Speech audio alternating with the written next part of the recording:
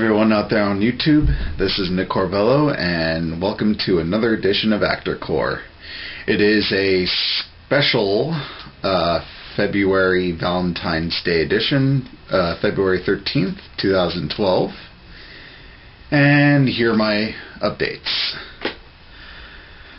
First off, I was going to jump into some more pressing concerns, bigger issues and whatnot that I was going to plan addressing for this issue, but I want to mention this. Screw AT&T. I've been a customer for many years, back when it was still singular, and many other people have said, oh, Verizon's better, or even T-Mobile, or whatever, Sprint's, AT&T sucks. And I wouldn't believe them, but after the recent experience I've had with AT&T the past week and today especially, I've about had it with them, and will definitely consider switching with them once my contract runs out. This is the story. So about a week or two ago, I think about 2 weeks ago, I had been getting notices on some late fees, past due balances on my phone bill because I just couldn't pay it. I couldn't pay the January one, and going to the February one, it got to a point where they were warning me about cutting service. I called about 2 weeks ago, I believe, and talked to a representative. I told them that I couldn't really pay for the the bill, either past due balance or whatnot, until a set time when I knew my mom would be able to give me some money to help pay the past due balance. And the associate there, the person on the phone there, had recommended a payment arrangement. Basically, for AT&T systems, you organize a pay date, a certain amount of money. Usually, if it's past due, they ask for the whole balance, and you set that amount to be paid on a certain date, and then it's set. I wasn't completely aware that when I'd find out later that you can't cancel it once it's set, and if it's a past due balance, they automatically charge it. So when I had called to try to cancel it, they let me know of that rule, and it was fine. I accepted it. And I told them that I would call back and cancel again once I paid my past due balance. Pardon me. So I asked my mom to lend me some money to pay the past due balance so that I can get back to just the invoice for February. And that should allow me to be able to cancel the payment arrangement, or so I thought. Called them again, decided to have it canceled, and the person on the phone went ahead and went to do it, or communicated with receivables or whatever department to do it. Basically, to have it done. So I think everything's all clear. I check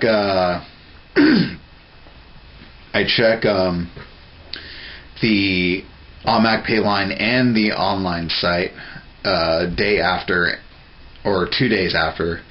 Don't remember, this is going into a week before today, and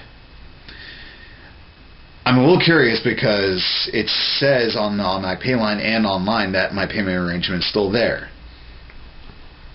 Frustrated, I called AT&T again and explained the situation, explained my confusion, and the person said that, pardon me, sorry, a lot of gas, and I guess some phlegm too, but anyway, I asked this person on the line, about what was going on, and they double check with receivables or whatever department, basically check the databases to make sure nothing was off, and they came back assuring me that there was nothing wrong, that it would take maybe a couple days for it to process on the pay line and on the website, but that in their system it said that the payment arrangement was deleted. So, maybe being a little bit foolish or whatnot, but I trusted them if they said it was in the system. And like I said, I've been a customer of them for a number of years, so, I trusted them.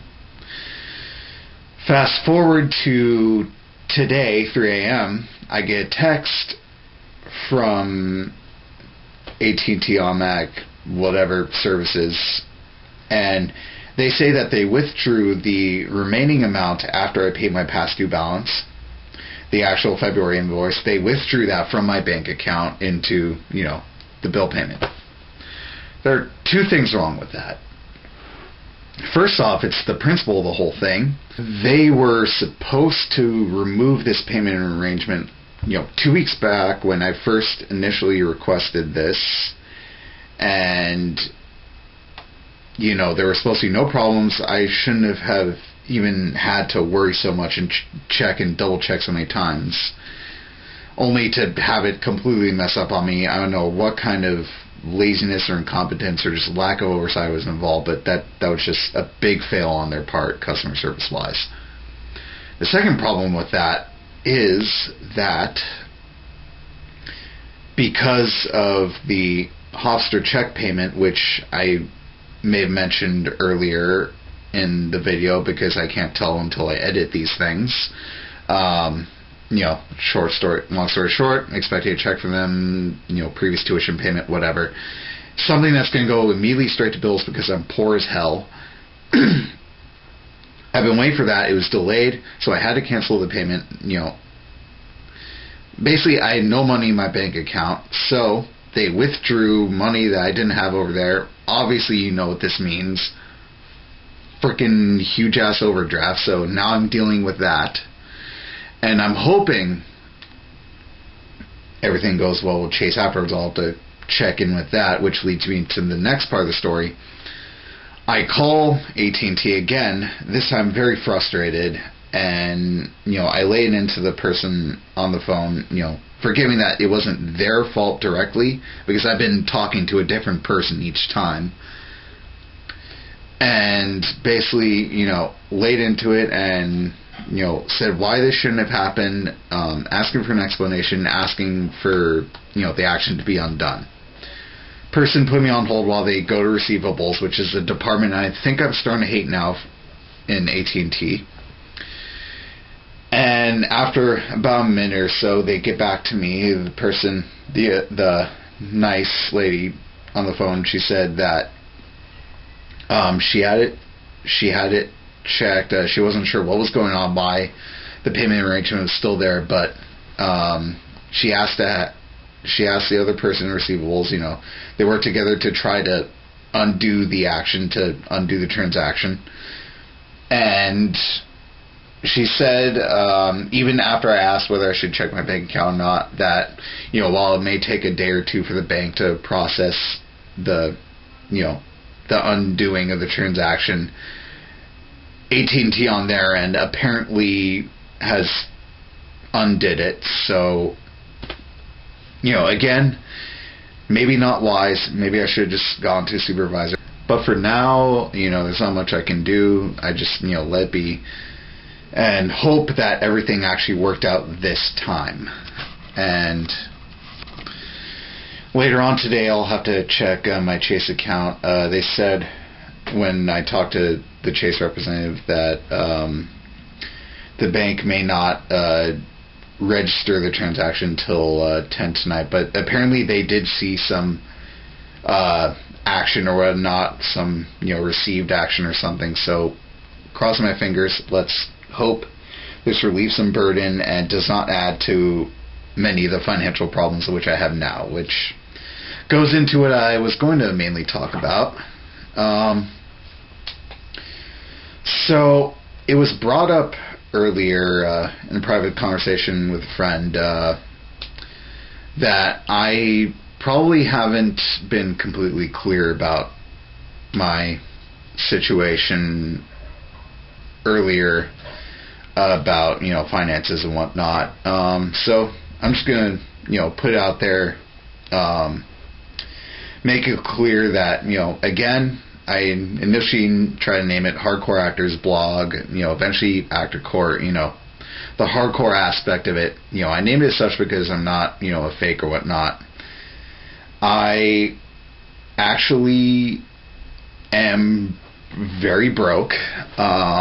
Like I said, it's been very tough on me financially since I had gotten since I was forced to quit the Gap back in 2009, early 2009 at that. Haven't had, a day job, stable day job since then, with a stint at Papa John's and a stint at Spirit Store at most, but money's been very tight. I've basically any money I've gotten from gigs and whatnot have gone to two major things: bills and food.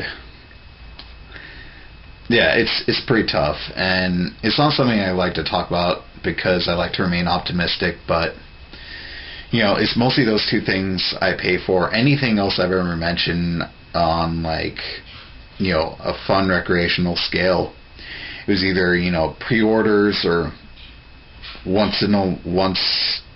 one-time chance things. Oftentimes, most of the things I've done either recreationally are either free or paid by other people for the past year or so. So yeah, I mean, and it sucks too. I really hate incurring debt from friends and whatnot. And even worrying about something like gas too, which is another thing I pay for. I don't know whether I'm going to be able to continue with a lot of other things too. I already had to cancel my swing golf lessons early on because I just didn't have any money coming in, so I couldn't afford that. And because I'm probably not, I don't know if I'm going to afford it. I don't know if I'll be able to continue with the ninjutsu classes, which is unfortunate. I'm going to try to hold out, and I am looking for some jobs now since things are slowing after the more recent productions I'm doing. But I'm going to be looking for jobs, every moment I can, mostly Craigslist, but anytime I'm out, I'm going to walk around and see who's hiring and whatnot. Hopefully to be able to get something stable enough to hold me down, because it's coming to a point where the acting gigs aren't enough. I wish they were. I wish I was getting enough paid gigs to sustain me, but I'm not still. So anyway, I'll be looking for jobs to get some stable income to help supplement me as I try to pay off my debts and pay for other classes or whatnot that I'm taking. So yeah, please wish me luck on that. It's tough. The job market is still tough. I'm still no closer to a college degree since I haven't been able to actually go full time to school. But yeah, it's life of an actor too. Like I've said before many times, I have been prepared for this, at least mentally. Maybe the physical part or the scheduling part, something I'm getting used to, but mentally I was prepared to, prepare my fortitude, my willpower to sustain and persevere. So yeah, things, and it's worth it too. I mean, just doing the other films I'm doing right now are just remind me, how worth it is for me, even despite the trials ahead. I've been shooting the feature film What If and the short film Difference back and forth, almost completely overlapping this month. Both films, amazing working on them. Difference is my friend Michael's second film. I previously did Nature's Father with him, as I mentioned before in an earlier or other earlier actor corps. And it's awesome working with him and the rest of the cast and crew. Mostly been working with two people at acting wise anyway.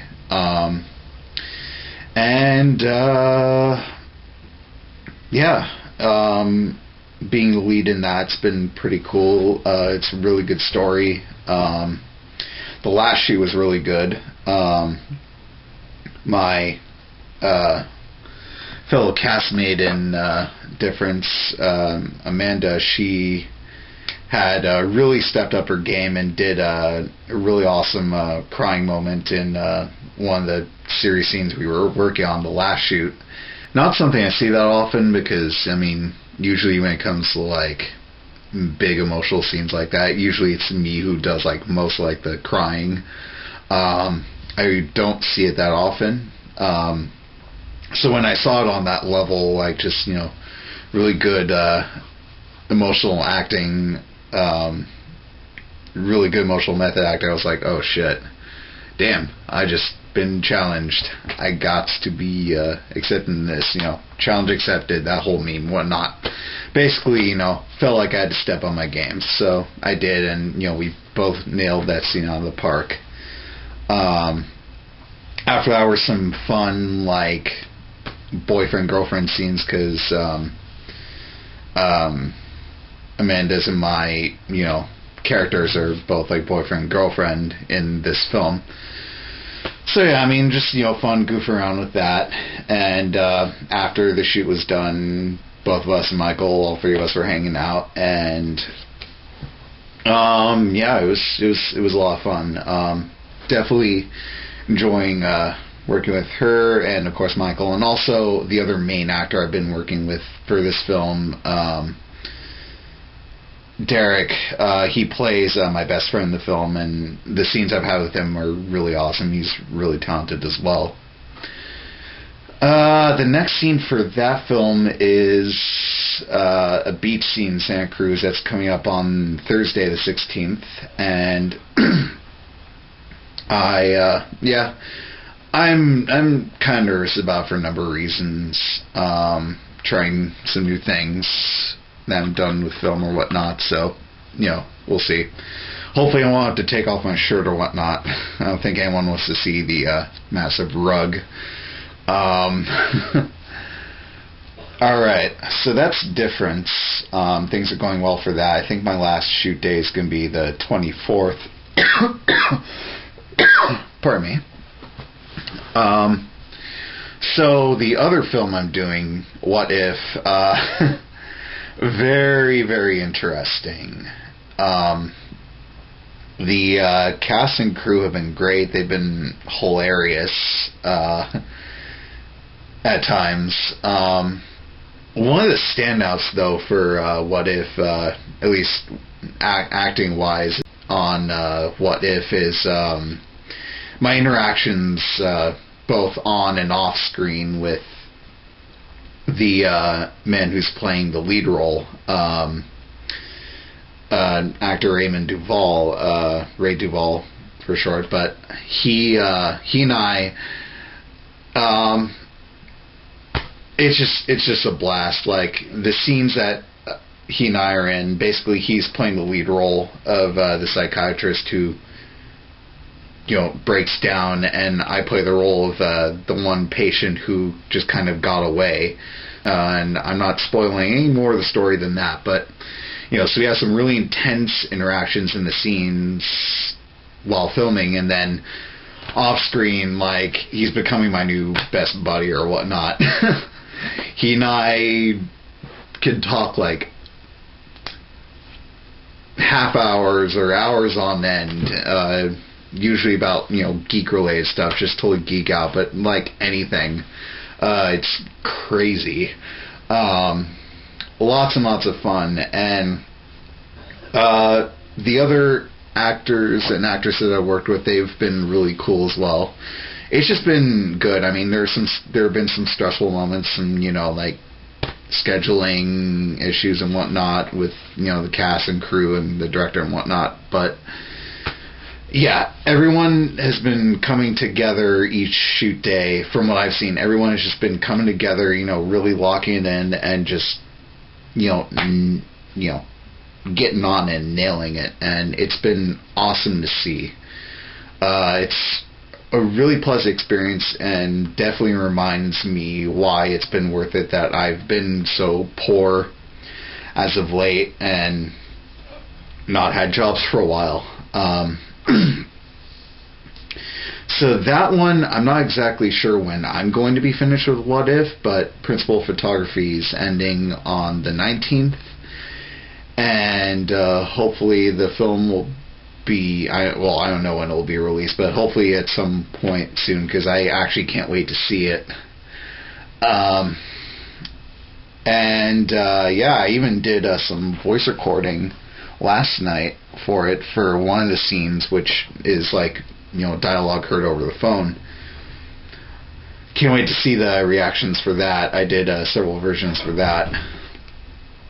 But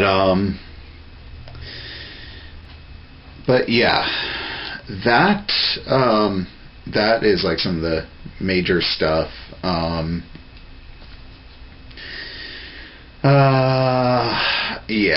So I covered some of the major points, and admittedly, living with my family, that never an easy thing to admit, and stuff like that. It's, again, I mean, there are a lot of moments that have been worthwhile, but the money situation is still stressful, which is actually probably a good thing to distract me, because tomorrow is Valentine's Day, and we all know how much we love that holiday. I, as well as many other people I know, or I'm sure are at this stage, are single, and probably going to have a lousy time, or at least try to find a way to have a good time on this day. Not sure what my plans are for Valentine's Day, and probably won't be doing much of anything. I mean, I have a doctor's appointment, ninjutsu class. That's all I know. Maybe if my body feels up to it, I'll go to Swing Goth free dance hours. So yeah. I can't think of much else. I could have sworn there were more things I was going to say, but maybe I'll do another mini update or something like that if I remember anything. So that should be it. Again, my name is Nick Corvello, and I hope you all have a good and safe and fun Valentine's Day, whether you're single, taken, divorced, widowed, asexual, whatever. Either way, hope you have a good time. Take care.